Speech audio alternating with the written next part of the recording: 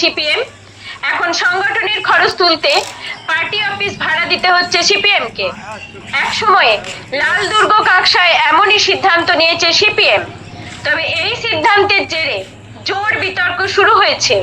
1990 সালে কাকসার পানাগড় বাজারে জোনাল কমিটির এই নিজস্ব ভবন এখন একটি কম্পিউটার সেন্টারে ভাড়া দেওয়া হয়েছে। দলের এই সিদ্ধান্তই মেনে নিতে পারছে না দলীয় কর্মী সমর্থকদের একাংশ।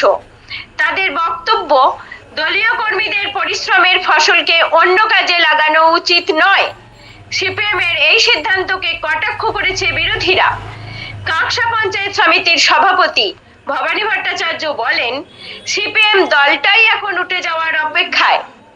পানাগড় থেকে নিজস্ব প্রতিনিধি রিপোর্ট, সুখবর টিভি।